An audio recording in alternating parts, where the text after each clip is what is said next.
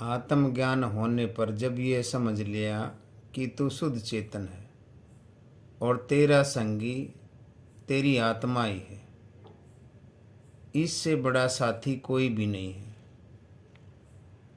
जब तक देह अभिमान रहेगा, तेरा मेरा देह अभिमान से ही है और संसार अनंत शरीरों वाला प्रतीत होगा। अलग अलग आत्मा, जितने शरीर उतनी आत्मा प्रतीत होगी।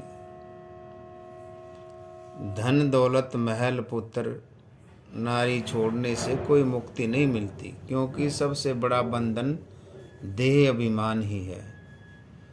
देह अभिमान सिर्फ ज्ञान से समाप्त हो सकता है। जब ये ज्ञान हो गया कि यह मेरा नहीं है, तो त्याग की भ्रांति भी समाप्त हो जाएगी।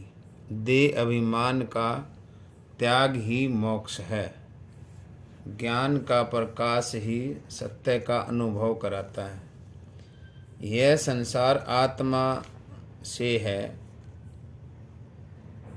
आत्मा से ही सारी उत्पत्ति है। आत्मा की गहराई को समझना ही सच्ची मुक्ति है। यह संसार तुझसे अलग नहीं, संपूर्ण प्रकृति एक ही है।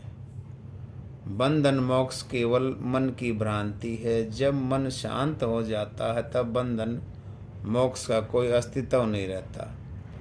अज्ञानता में मनुष्य देह से जुड़ा हुआ है।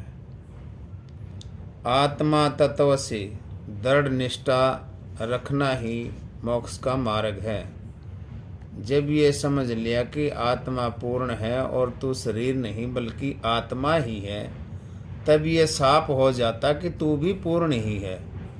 सुख दुख मन की अवस्थाएं हैं, आशा निराशा चित्त के कार्य हैं और जीवन मरण शरीर के गुण हैं, लेकिन आत्मा इन सब से परे है, चेतन और साक्षी स्वरूप।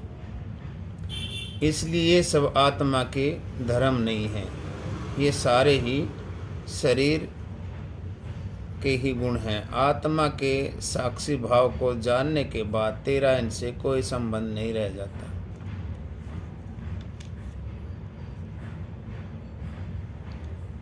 इसका किसी में भी लय होना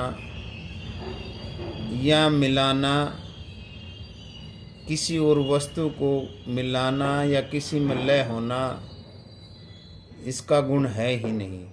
ये बिल्कुल अलग है।